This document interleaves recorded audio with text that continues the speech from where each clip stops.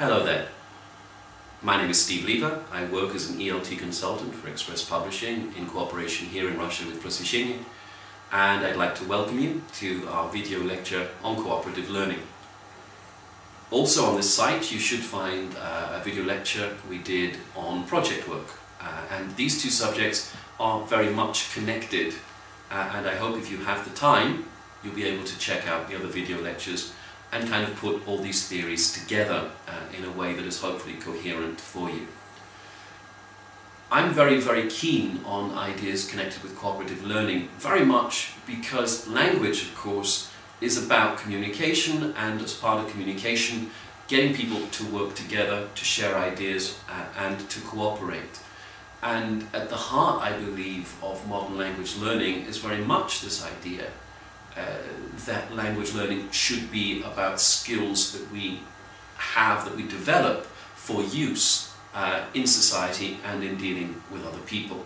And we can hopefully make our classroom a place where those skills are practiced, of course, and developed.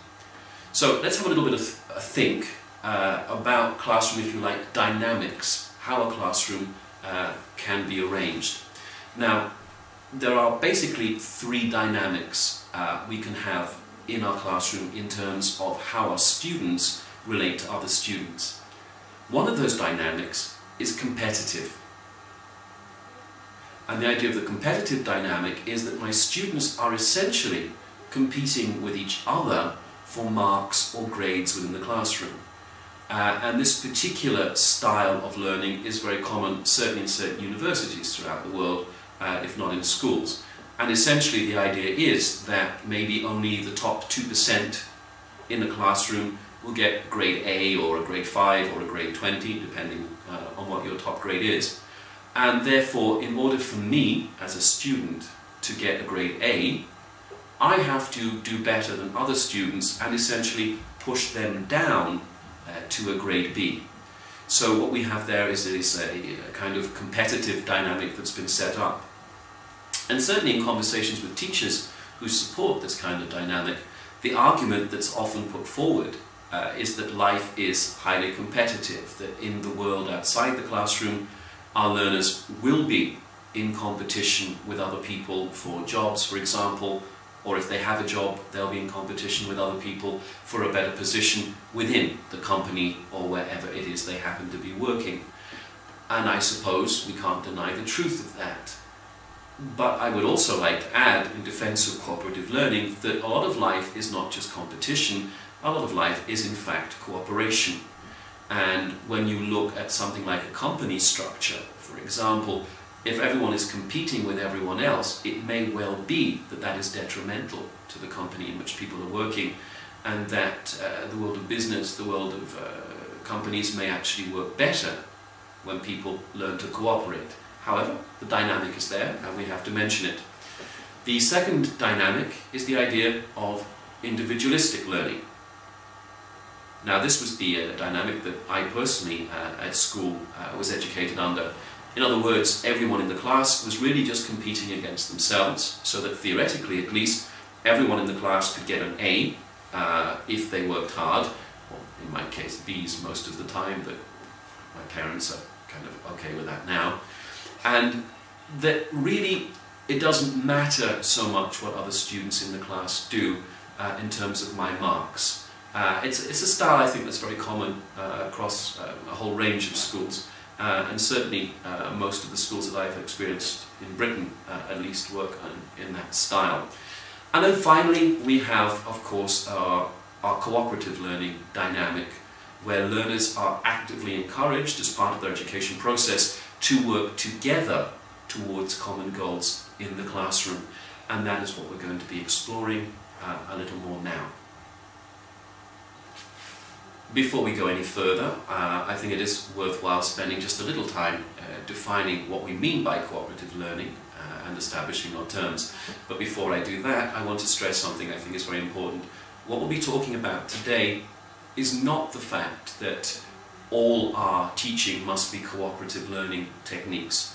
What we like to do in lectures like this and in the seminars that we do around the country is to emphasize that teachers have choices when it comes to techniques they can use in the classroom, cooperative learning being one of those choices that you may wish to make use of on occasion.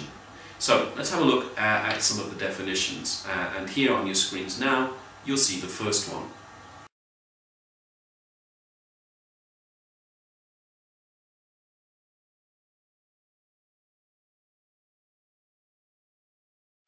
For me, the most important part of that quote is towards the end, where it says that what learners will be doing is maximising their own learning, but also taking an active part in maximising the learning of other students in the classroom. And we'll be looking at that in a little more detail a little later on. Let's have a look at another definition of the term.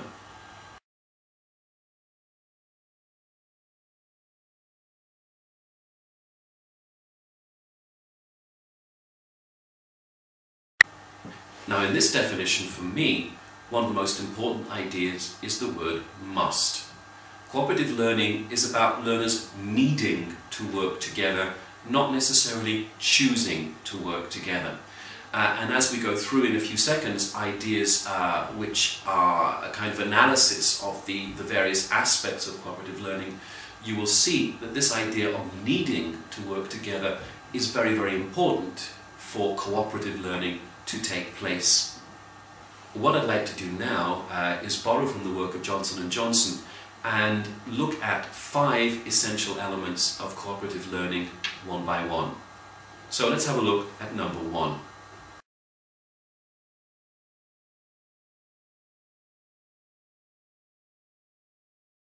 Now this comes back to what I was talking about just a few moments ago, that learners need to know that they have to rely on each other. The simplest example I can give you here, and one many of you will be familiar with, is this idea of an information gap. The idea that in order for learners to complete an activity, one of them will have access to certain information, whether because they find it themselves or because maybe they go and ask someone else in the room for that information. They come back and share that information with their partners.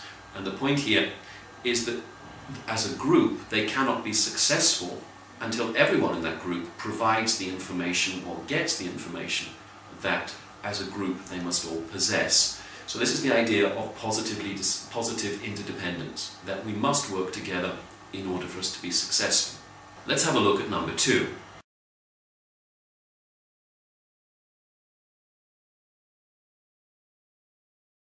Now the important part of this point is that cooperative learning is not something we can do long distance. Cooperative learning is not just a question of setting up an idea or project, disappearing, working completely independently, and then coming back just for 2 seconds to put our ideas together. The whole idea here is that our learners do spend time. Now it may be only a few minutes in the classroom, or it may be longer outside the classroom in terms of project work, but our learners spend active face-to-face time discussing things, dealing with each other, debating, maybe arguing slightly over the nature of what they're doing, but that they do it face to face and are forced to communicate with each other. Let's have a look at number 3.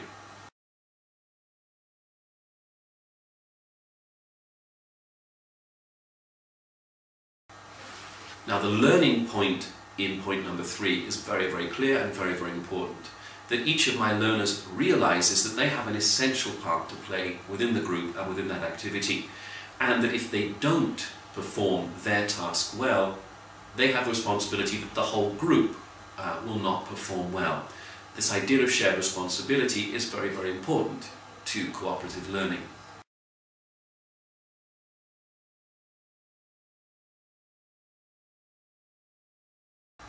Now what point number 4 is getting to is the social aspect of cooperative learning. That through cooperative learning we learn to deal with other people, and I think that's a very important lesson. Many of us as teachers have taught in environments maybe where we don't like everybody in the staff room. As adults, we appreciate that we live in a world where we're not going to like everybody. What is important as adults is that we learn that even if we don't like people, we should be able to work with them, to be able to deal with them, and be able to go about and fulfill our daily tasks. What point number 4 is saying, in essence, is that our learners will, through cooperative learning, learn to deal with other people, and that very much is at the heart of what they can truly learn through cooperative learning.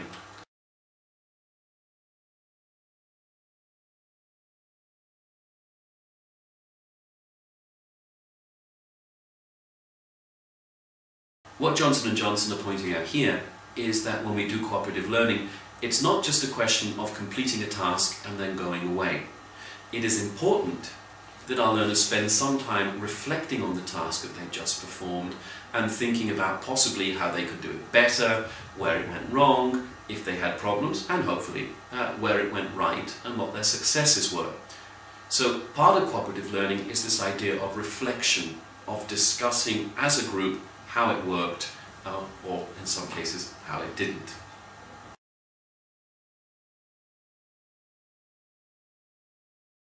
So as teacher, what benefits can I expect to find from cooperative learning techniques? Why should I bother with cooperative learning? Well, first and foremost, in all research done on cooperative learning, certainly that I could come across, it has been found to benefit students greatly in terms of class performance and in terms of their test results. In fact, in all cases, when cooperative techniques were employed in the classroom, learner performance was better, especially, interestingly enough, among the weaker learners. The biggest percentage increase was always among learners who were at kind of the weaker end of the scale. Certainly, cooperative learning involves much more engagement by the learners, that the learners really have to think a lot more about the language they're using. And as teachers, we all realize that the more our learners think about the language they're using, the more they process it with our brains, the more they are likely to remember the language that we're asking them to use. So cooperative learning can certainly be instrumental in increasing retention. Learners who've been through cooperative learning techniques tend to report that they enjoy learning much more, that there is the social aspect to learning, that they're working with friends, working with classmates.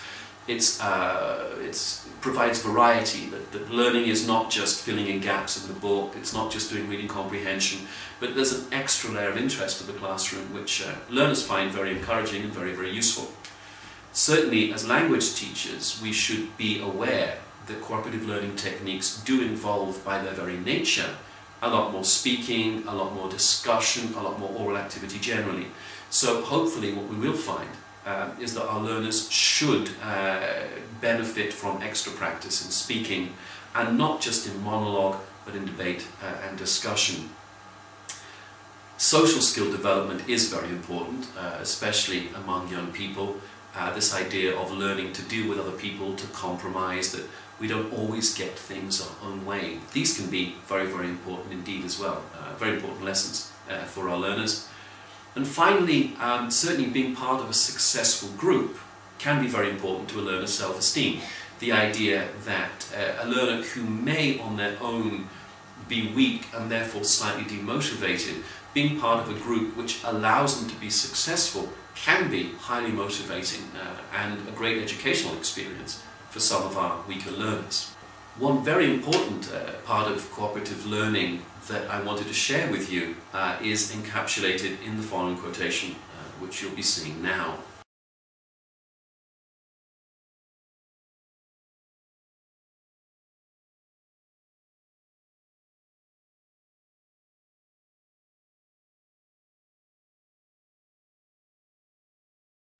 Now, what is being talked about there is a question of pure mathematics, and is obvious to all of us. That if in the classroom I as teacher do speaking by merely addressing one student myself, while the rest of the class is quiet, most of the students will spend most of the lesson not saying anything, or they will be talking amongst themselves and doing things I don't want them to do. If I use cooperative learning techniques and I have my learners talking to each other, communicating in small groups, it's obvious that I am going to multiply by a very large factor the amount of time that my students spend talking in the lesson.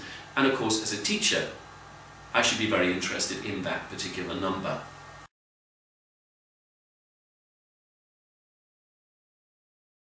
So as teacher, how do I set up a cooperative learning activity? Well, of course, the first thing to remember is that cooperative learning is one technique we use, and therefore should come organically from other things I'm doing in the classroom. Now, I mentioned earlier on another video lecture we've done on project work, and the same basic ideas are true here, that whatever I do in terms of any activity in a lesson should come from all the other things I've been doing. We should not be breaking from one kind of thread or idea into another idea just because we change technique.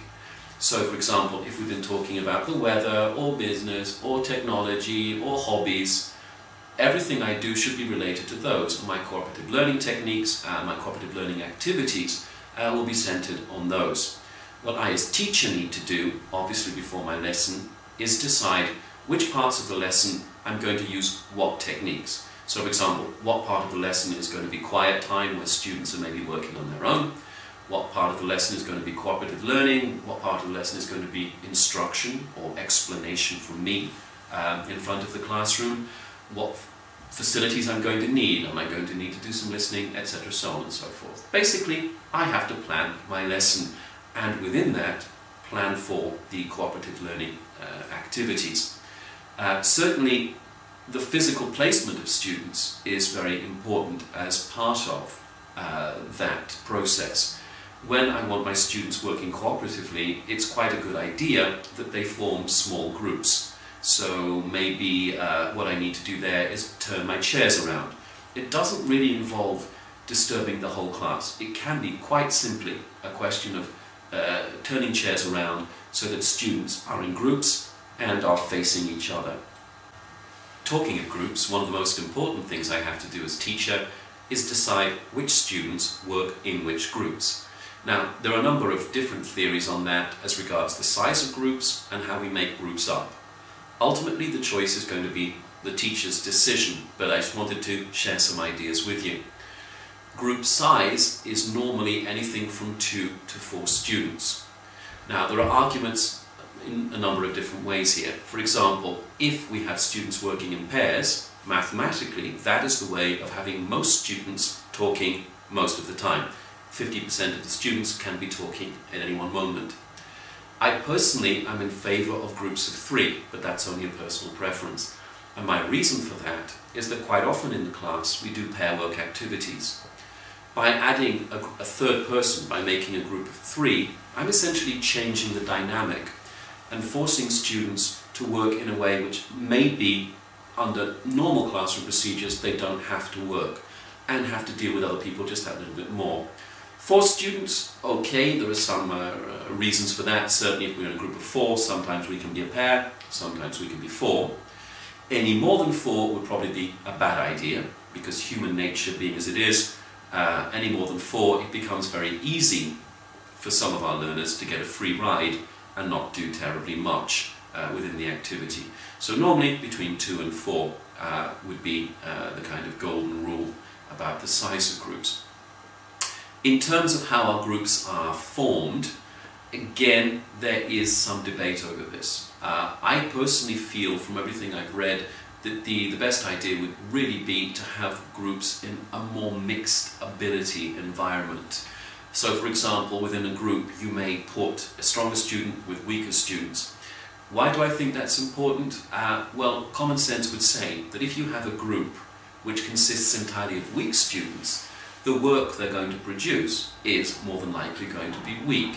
And what we get into there is reinforcement of the fact that students feel they're weak in the subject.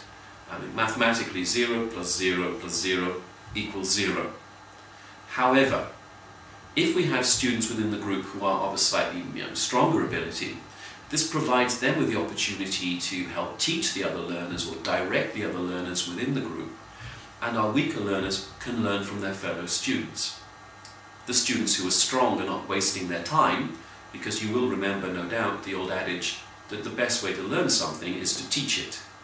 So our stronger students are involved, they're teaching the weaker students are possibly learning in an environment which is not so intimidating, because it's much easier in a small group possibly to learn things than it is in the large open classroom environment. So all told, it probably seems to be a better idea to kind of mix up our students in the group and allow them to bounce ideas off each other in that way. When our students are working in their groups, the role of the teacher then is very much to supervise and facilitate. The one thing we don't do when our students are working in groups is sit down at the front of the classroom and just watch. Obviously there is a danger of our students breaking out too much into their own language, and as teacher I need to be on my feet, walking around the classroom, listening into conversations. Where I hear students using their native language, I need to zoom over and deal with that. And of course I need to be on hand if students get stuck, if students don't understand, if they have problems, dealing with each other or dealing with the topic in hand. So my job as teacher is very much to set up the groups and then to become a facilitator in the classroom. To finish off with, I'd just like to take a couple of examples of activities which on the surface don't appear to be terribly cooperative, and think about ways in which we could make them more cooperative just by making slight changes. Now, I'm not suggesting you do this to all activities, but it may be that in a particular lesson you feel maybe your learners have been reading too long or listening too much or focusing too much on grammar, and you'd like to add just a little bit of variety to your lesson. So let's have a look at example number 1.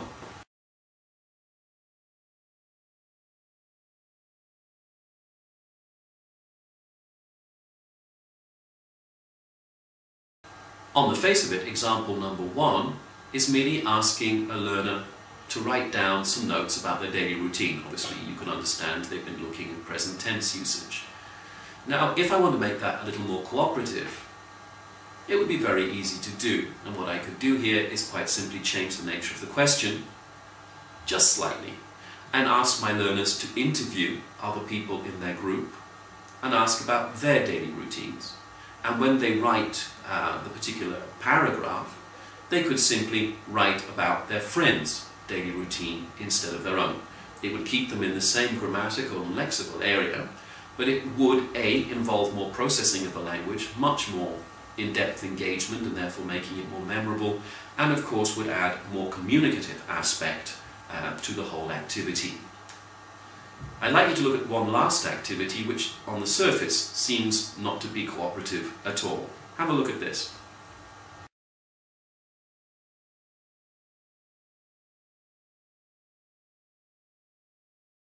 What you're looking at, of course, is a normal reading comprehension activity. You have a passage and you have multiple choice questions following from that. Now, how can we make this more cooperative? Well, we can draw on an activity which is called Think, Pair, Share. In essence, this is what we're looking at. So I give my students some time on their own to read the passage and note down what they think of the answers. But I add an extra stage. Before my learners give me their answers as teacher, I ask them to go into their small groups, pairs or whatever. And the rule is that the group must provide the answer, not the individual. What that means is that where there is disagreement on answers, for example, I think the answer to number 1 is A, someone else in my group thinks the answer to number 1 is C, within my group I have to discuss those answers and share them. It is not acceptable for the group to say, teacher, I think it's A, but they think it's C. The group must debate, discuss, and come to a conclusion, which means they have to reread the text, they have to support their answers with evidence from the text, and return those answers to me as a group. What I'm trying to show here is not that we do reading comprehension this way every time, but there are simple and very easy ways to turn things in from our classroom into much more cooperative activities to encourage communication and all the other wonderful things that cooperative learning brings. To finish with, I do hope that at least during this lecture we have encouraged you to think just a little bit more about cooperative learning techniques. I know that the authors we work with, both as Express Publishing and Express Publishing, take very much to heart this idea of project work, group work, pair work, etc. You will find it in a lot of our material. Please do take advantage of it and use this as another one of the techniques you bring to your classroom to help you in the work that you do. I'd like to wish you happy teaching and thank you very much indeed for listening to me today.